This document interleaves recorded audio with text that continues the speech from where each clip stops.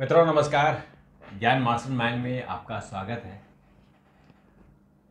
मित्रों, आपको पता है कि अमेरिका जैसा देश जिसकी अर्थव्यवस्था दुनिया में नंबर 1 है, फ्रांस जो नंबर 2 है, जापान जो नंबर 3 है, इतने बड़े देशों का जो इकोनॉमी है वो हमारे हिंदुस्तान के अनेक ऐसे मंदिर हैं, उन अकेला एक एक मंदिर के पास इतनी संपत्ति है। कौन है वो मंदिर, उनके क्या रहस्य है और वो संपत्ति कहाँ से आई है, इस बारे में आपसे बात करेंगे। लेकिन उससे पहले आपसे एक आग्रह कि अगर आपने अभी तक चैनल सब्सक्राइब नहीं किया तो तुरंत कर लीजिए और इसका प्रचार प्रसार भी कीजिए, अपने छोटों को और अपने आसपास ज़रूर भेजिए ताकि चैनल ग्रो करे, जल्दी से बड़ा हो और आपके लिए बहुत ही गुणवत्तापूर्वक और शोध करके आपके लिए हमारी भारतीय विरासत और भारतीय संस्कृति के बारे में बात कर सके। तो आइए बात करते हैं हमारे विशेषज्ञ शोधार्थी डॉक्टर प्रतीक विशेष से। डॉक्टर साहब, आपका बहुत बहुत स्वागत है। आज आपने बहुत अच्छा टॉपिक चुना है कि जितनी इकोनॉमी अमेरिका की है उतना तो हमारे कई मंदिर है जिनके पास इतना बड़ा खजाना है। कुछ ऐसे मंदिरों के बारे में बताइए। कुछ मंदिरों की चर्चा शायद जो हमारे दर्शक हैं उन्होंने सुनी होगी, लेकिन उनके बारे में क्या रहस्य है ये बताइए। देखिए, प्राचीन समय में भारत को सोने की चिड़िया यूं ही नहीं कहा जाता था। और लोग कहते हैं कि भारत सोने की चिड़िया थी, अंग्रेज सब सोना लूट कर ले गए, मुगल सारा सोना लूट के ले गए, धन दौलत यहाँ से लूट कर ले गए। लेकिन शायद आपको भरोसा नहीं होगा कि इतना लूटने पिटने के बाद भी आज भी हमारे मंदिरों के पास जितना सोना है वो किसी भी देश की अर्थव्यवस्था से को हिला सकता है और उनसे ज़्यादा है। दुनिया में सबसे ज़्यादा सोना अमेरिका के पास है और वो लगभग 8,000 टन के आसपास है। और ये माना जाता है कि इकोनॉमी में, अर्थव्यवस्था में, जिस देश के पास रिजर्व में जितना ज़्यादा सोना होता है उसकी अर्थव्यवस्था उतनी मजबूत होती है। हमारे देश के अंदर चंद मंदिरों, 5-10 मंदिर ही ऐसे हैं जिनके पास 9,000 टन से ज़्यादा सोना, चांदी और जवाहरात, हीरे जवाहरात हैं। लेकिन उसके बाद भी हम अर्थव्यवस्था में काफ़ी पीछे चल रहे हैं। अभी तो ऐसे खबरें आ रही हैं। कारण क्या है कि वो सारा जो है खजाना, मंदिरों का जो खजाना है वो मंदिरों के तहखानों में ही बंद है।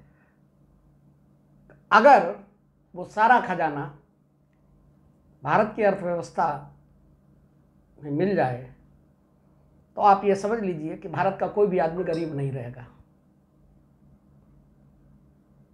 दुनिया को सब कुछ देने वाले भगवान के चरणों में श्रद्धा भाव से इतना सोना, चांदी, जवाहरात, हीरे, सारी चीज़ें चढ़ाई जाती हैं कि तहखानों की बनवाने की जरूरत पड़ गई। बिल्कुल। और सवाल ये उठता है कि ये तो मंदिरों का सोना चांदी की बात हम कर रहे हैं, अगर भारत में रहने वाले लोगों के भी सोने को इकट्ठा कर लिया जाए तो शायद पूरी दुनिया का जितना सोना है, पूरी दुनिया में जितना सोना रिजर्व में है, उससे कई गुना ज़्यादा हमारे देश के अंदर सोना है। और ये भी एक बहुत बड़ा कारण रहा, अगर अर्थव्यवस्था के हिसाब से देखा जाए तो जब दुनिया में इतना रिसेशन हुआ, इतनी मंदी आई, हमारे यहाँ उसका असर कम हुआ और हमारी अर्थव्यवस्था मजबूत रही। बल्कि हाँ, आप ये समझिए कि हमारे देश को रहस्यमयी सांस्कृतिक तौर पर दुनिया में इतना मजबूत इसीलिए माना जाता है क्योंकि यहाँ पर जो है मंदिरों के साथ साथ ही पेड़ पौधे, वृक्ष, नदी, हर चीज़ की, हर जीव की पूजा होती है।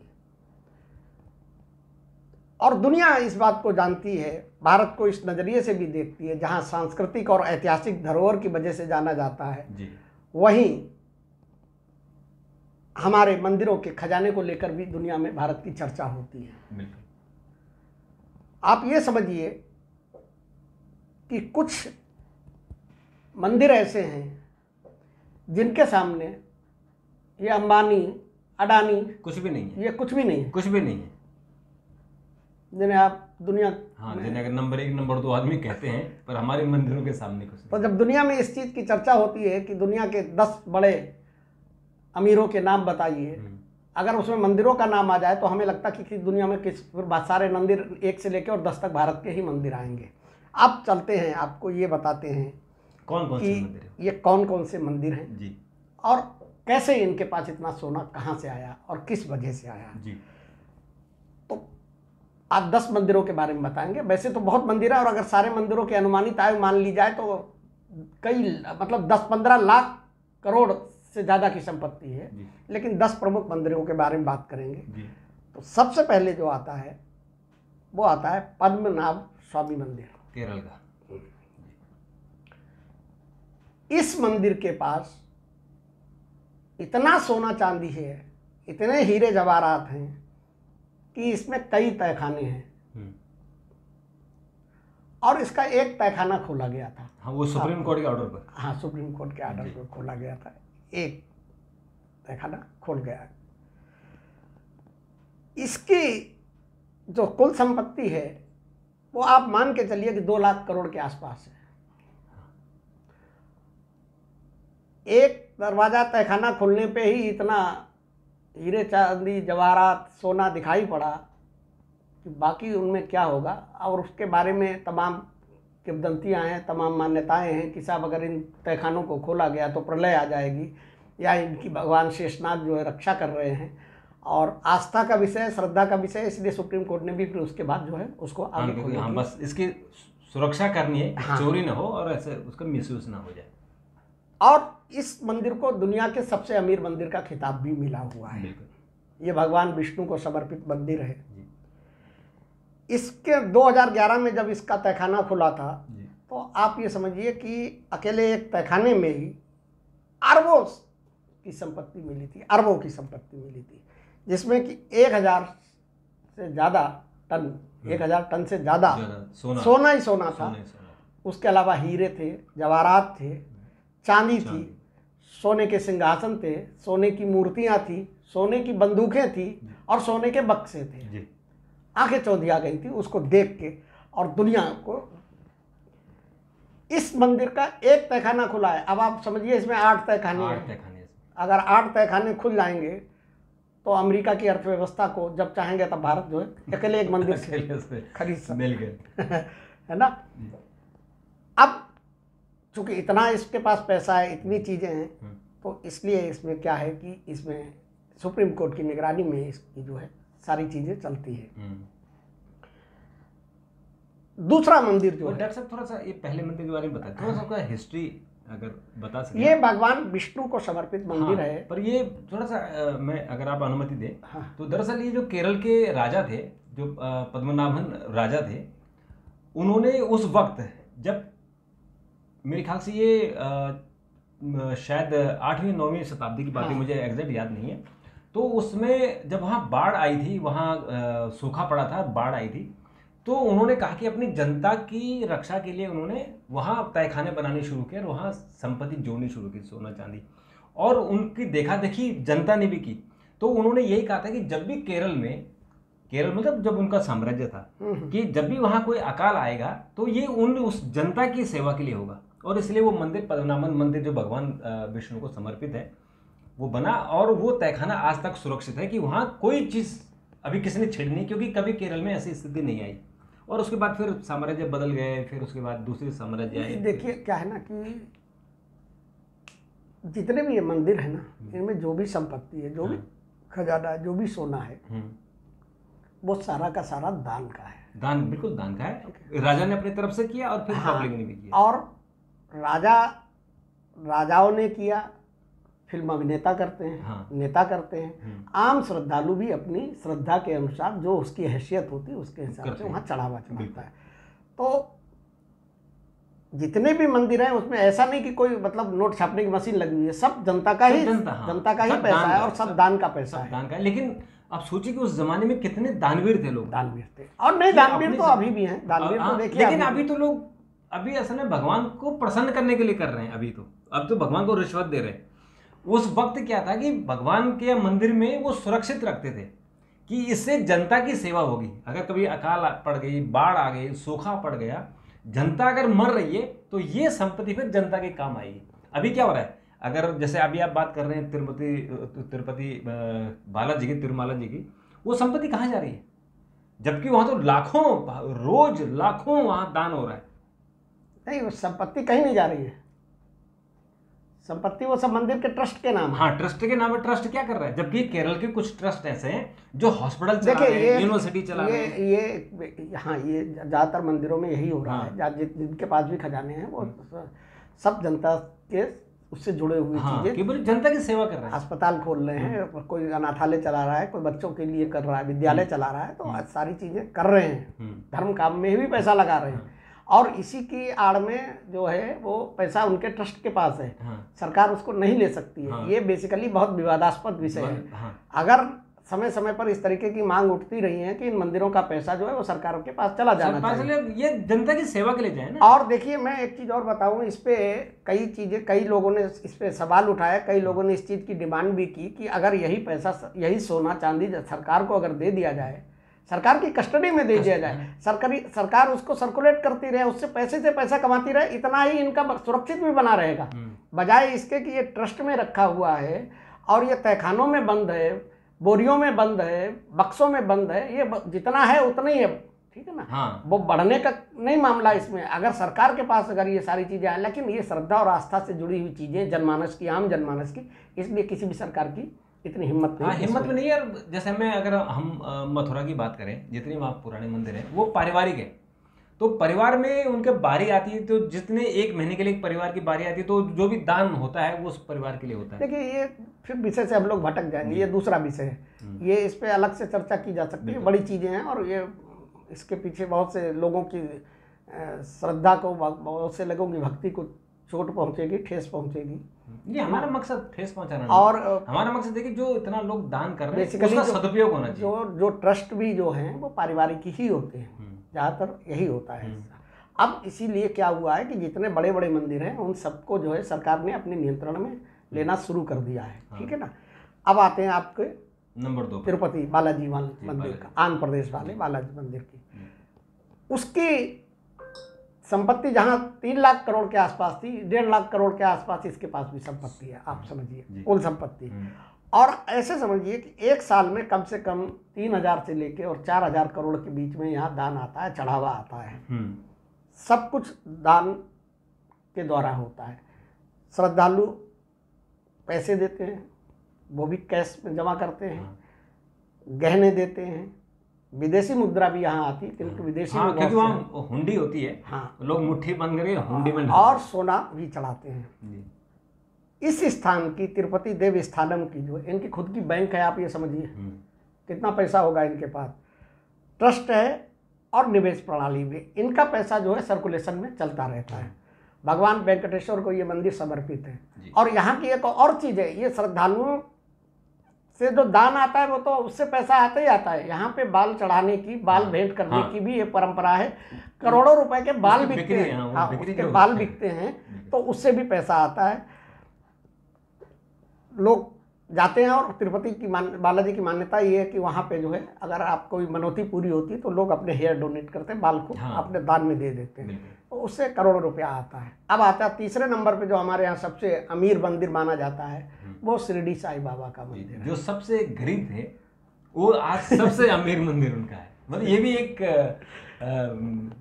क्या कह सकते हैं, ये भी एक भाग्य है। इनकी कुल संपत्ति जो एक अनुमान है वो 4,000, 3,500, 4,000 करोड़ के बीच में, नहीं, कुल संपत्ति सालाना आय जो है 500 से 700 करोड़ है। और उनका जो सिंहासन है वो तो सारा ही चांदी का है, सोने का भी है, चांदी का पूरी मूर्ति चांदी की। तो बाबा साईं बाबा तो सबकी कृपा बरसती है। आप साईं बाबा का जो शिरडी साईं बाबा का जो मंदिर है, उनके बहुत से भक्त जो है विदेशी भी हैं, तो बहुत सा विदेशी मुद्रा में आता है, लोग नगद देते हैं, चांदी, सोना, हार चढ़ाते हैं, गहने चढ़ाते हैं, समर्पित करते हैं, और चेक द्वारा भी यहाँ पे दान दिया जाता है। और इतना ही नहीं है कि अब तो बदलते समय के साथ साथ यहाँ पर ऑनलाइन भी ट्रांजैक्शन शुरू हो गया है। अब ये मंदिर जो है ये साईं बाबा से जुड़ा हुआ है। साईं बाबा जिस स्थान पर रहते थे, जहाँ वो प्रवचन देते थे, तो वहीं पे साईं बाबा का मंदिर है। चौथे नंबर पे आता है हमारा वैष्णो देवी मंदिर। जी। इसकी कुल संपत्ति मानी जाती है 2,500 करोड़ से 3,000 करोड़ रुपए के बीच में कुल संपत्ति मानी जाती है। इनकी जो साल भर का जो चढ़ावा है एक औसत है, कभी 300 करोड़ हो जाता है, कभी 700 करोड़ हो जाता है, तो एक औसत जो निकाला गया है वो 500 करोड़। 500 करोड़ सालाना चाहिए। अब आप समझिए 500 करोड़ रुपए। लेकिन यहाँ ये अच्छी बात है कि ये ट्रस्ट गवर्नमेंट के पास है। हाँ, गवर्नमेंट ज़्यादातर, मैंने बताया ना, वहाँ ज़्यादातर इसलिए जो वैष्णो माता का के नाम पर वहाँ विश्वविद्यालय चल रहा है और भी हॉस्पिटल भी चल रहे हैं, तो ट्रस्ट के से वहाँ से हाँ, ज़्यादातर जितने भी हमारे ये मंदिर हैं, ये जो आम लोगों से, गरीबों के लिए जुड़े हुए सामाजिक जो कार्य हैं उनमें सब में पैसा खर्च करते हैं। और चाहे वो बच्चों की शिक्षा का मामला हो, अनाथों के लिए आश्रम हो, या स्वास्थ्य की सुविधाएं हो, इस तरीके की करते हैं। वैष्णो देवी माता में भी सोने चांदी हीरे जवाहरात ये तुलनात्मक दृष्टि से कम चढ़ाए जाते हैं, नगदी ज़्यादा होती है। इससे पहले के जो हमने आपको मंदिर बताए थे दोनों, वहाँ पे जो है सोना चांदी और मुकुट वगैरह सब, हीरे जवाहरात, इन सब की चीज़ें में किया जाता है। ये वैष्णो देवी माता का मंदिर आपको पता है जम्मू कश्मीर में है। अब आता है हमारा एक वो मंदिर, सोमनाथ मंदिर, जिसको कि कई बार तोड़ा गया आतताइयों ने और कई बार इसको बनाया। एक जमाने में सोमनाथ मंदिर सबसे अमीर मंदिर हुआ। हाँ, इसके बारे में ये माना जाता है कि इसके पास भी इसकी कुल संपत्ति करीब 1,000 करोड़ रुपए के अब है। हाँ, अब है। और बहुत ज़्यादा यहाँ चढ़ावा नहीं आता है, साल में 100 करोड़ के आसपास, 75 करोड़ के आसपास। दूर होने के कारण लोग कम जाते हैं, दूर है इसलिए। छठा मंदिर आपका जो है स्वामी अक्षरधाम मंदिर है, स्वामी नारायण मंदिर, जो अक्षरधाम पर है, दिल्ली के अंदर है। दिल्ली के अंदर है, वो इनके पूरे उत्तर भारत में, गुजरात से लेके विदेशों में भी है, लेकिन उत्तर भारत में सबसे ज्यादा है। इनके इस मंदिर के बारे में ये माना जाता है कि इनके पास इनकी जो टोटल संपत्ति है दान की, नगदी हो या सोना चांदी हीरा जवाहरात हो, वो करीब 2,000 करोड़ के आसपास है। और वार्षिक आय इनकी भी 150 से 200 करोड़ के बीच में है। इनके यहाँ भी क्या है, सब जगह दान पेटियाँ हैं, ऑनलाइन दान होता है, सोना चांदी की मूर्तियाँ, और लोग थाली जो है, इनके जो श्रद्धालु होते हैं, स्वामीनारायण के जो भक्त लोग हैं, वो अपना सोने चांदी के गहने, हीरे जवाहरात, ये सारी चीज़ें भी इनके यहाँ चढ़ाते हैं। इनके यहाँ भी ट्रस्ट मैनेज करता है और ट्रस्ट के द्वारा गरीबों की शिक्षा की जाती है, दी जाती है। गरीबों के स्वास्थ्य के लिए जो है अस्पताल चलाए जाते हैं। कई जगह इनका देश में भी है, विदेश में भी है। अब एक मंदिर जो है वो अपना सिद्ध विनायक मंदिर है, भगवान गणेश का, मुंबई का मंदिर है।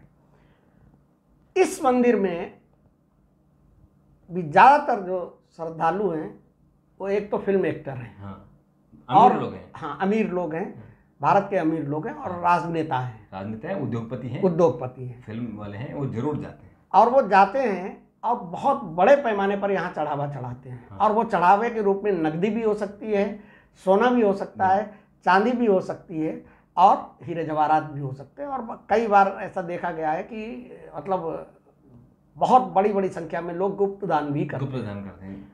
गुप्त दान सभी मंदिरों में करते हैं, लेकिन सिद्ध विनायक में बहुत ज़्यादा मात्रा, तिरुमला जी में और यहाँ। अब आपका आया एक और मंदिर है, मीनाक्षी अम्मन मंदिर, मदुरई में, तमिलनाडु में जो है। तमिलनाडु में मदुरई बहुत खूबसूरत मंदिर। हाँ, जो माता को समर्पित मंदिर है। ये मंदिर के बारे में भी ये माना जाता है कि इनकी भी जो कुल संपत्ति है वो हजारों करोड़ में है, मतलब 1,500 करोड़ के आसपास है। और 100 से 150 करोड़ रुपया जो है हर साल चढ़ावा आता है यहाँ पे।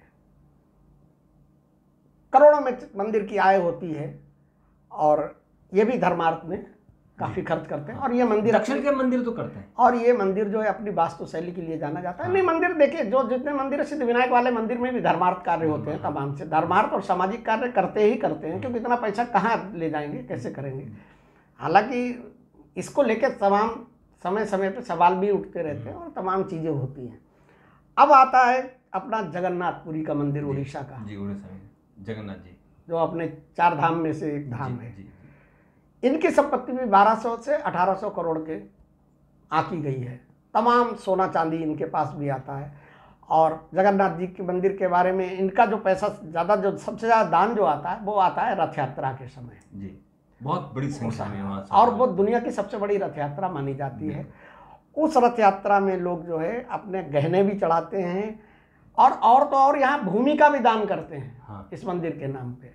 और देखिए, जो हम इन मंदिरों की बात कर रहे हैं, ये चूंकि अभी सोना चांदी की बात कर रहे हैं, इनके पास जो जमीन है वो इसमें शामिल नहीं है, जिसपे लाखों हेक्टेयर जमीन है इन लोगों के पास, इन ट्रस्ट के पास, और उसमें खेती होती है, वो आय अलग से है। ये मैं केवल दान की और चढ़ावे की बात कर रहा हूँ कि ये तो इतना पैसा इनके पास है।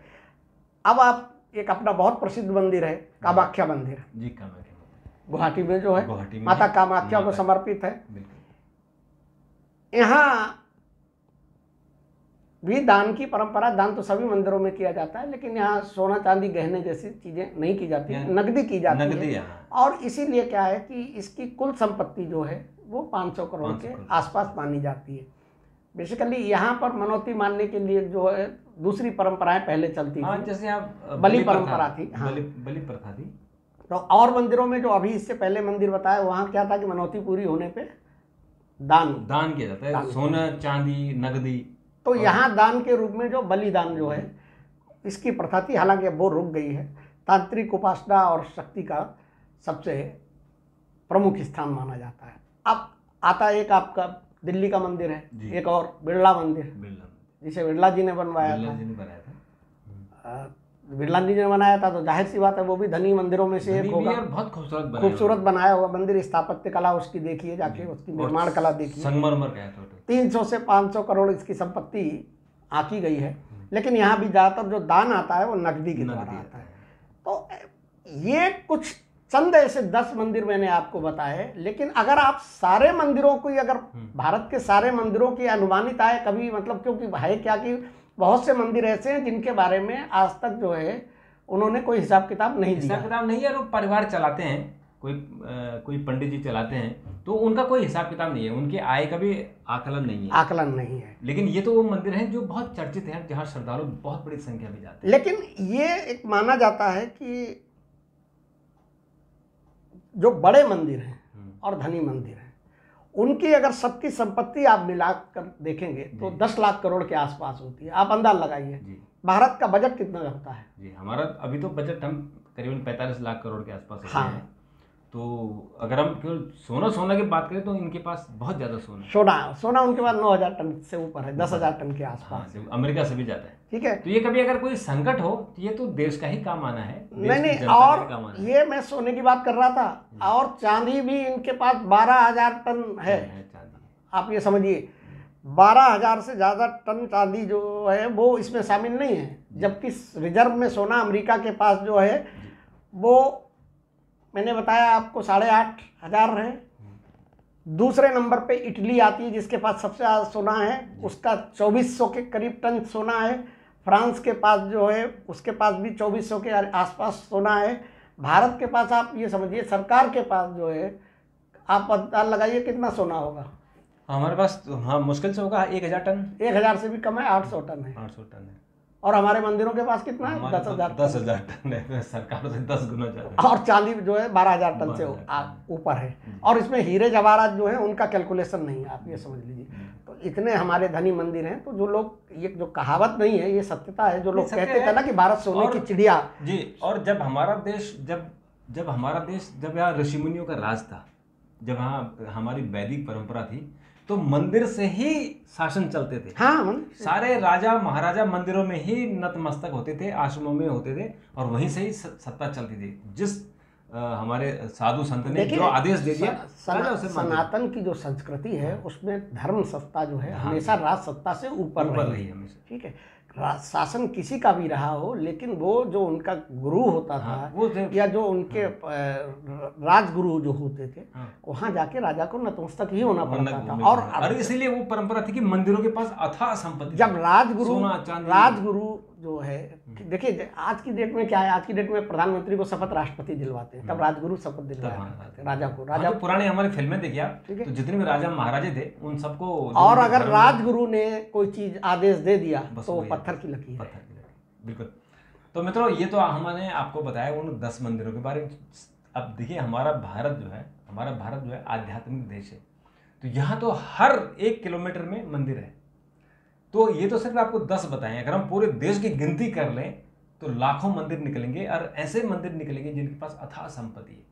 तो 10 के बारे में से चर्चा की कि ये बहुत चर्चित मंदिर मनोज कुमार पुराने ने एक फिल्म बनाई थी जिसमें गाना था जहाँ डाल डाल पर। हाँ, जहाँ डाल डाल पर जो सोने की चिड़िया का है बसेरा। सोने की चिड़िया। तो ये वाकई हमारा देश जो है सोने की चिड़िया थी, और इन मंदिरों को देख के तो लगता है कि है, और अमेरिका को हमारे मंदिर ही अकेला टक्कर दे सकते हैं। तो मित्रों, हमारे केवल 10 मंदिर, 10 मंदिर, सभी मंदिरों की बात नहीं, सबकी मंदिर में हमारे 10 मंदिरों में, क्योंकि देखिए किसी भी देश की ताकत जो है वो उसका रिजर्व में गोल्ड होता है। हाँ, कितना सोना उनके पास। और कितना दुर्भाग्य की बात है, इसी में एक थोड़ी सी राजनीति से जुड़ी हुई चीज हो जाए कि जिस देश के मंदिरों के पास इतना सोना है, उस देश को अपना सोना जो है एक समय में गिरवी रखना पड़ा था। 60 टन सोना जो है हमको गिरवी रखना पड़ा था अपनी अर्थव्यवस्था को बचाने के लिए। तो इस ऐसा सोना किस काम का, ये अलग विषय है, उसमें किसी दिन चर्चा करेंगे। तो मित्रों, आपको कैसा लगा जरूर बताइएगा, अपनी प्रतिक्रिया दीजिएगा। अगर आपके पास ऐसे ही आपके पास कोई मंदिर हो जिसके पास अथाह संपत्ति हो, और वो मंदिर वो कौन बताएगा आपको, बिल्कुल आप पता होगा। जैसे कि आप हमारे मथुरा के मंदिरों के बारे में कह सकते हैं, हमारे जो अयोध्या मंदिर है उनके बारे में हम कह सकते हैं, हमारे पास बनारस में जो काशी विश्वनाथ मंदिर जी है वहाँ के बारे में और देखिए एक चीज और आप देखिए, ताज्जुब की चीज देखिए कि इनमें से चढ़ावा चढ़ाने वाले, दान देने वाले 90% वो लोग होते हैं जो 10 रुपए से और 100 रुपए के बीच में ही चढ़ाते हैं। हाँ, क्योंकि उनकी संख्या ज्यादा होती है। ठीक है ना, खाली 10 रुपए से 100 रुपए के बीच में ही चढ़ावा चढ़ाने वाले 90% लोग वो। हाँ, और वही एक बहुत बड़ी रकम बन जाती है। हाँ, वही बड़ी रकम। तो मित्रों, आपको कैसा लगा जरूर बताइएगा, अपनी प्रतिक्रिया दीजिएगा, हम उस पर जवाब देने की कोशिश करेंगे। डॉक्टर साहब, आपने बात की, आपका बहुत बहुत धन्यवाद, और आपका भी बहुत बहुत धन्यवाद। चैनल को सब्सक्राइब करना ना भूलें और अपने मित्रों को भी भेजिए। तो कल एक वीडियो के साथ फिर आपसे मुलाकात होगी, तब तक नमस्कार।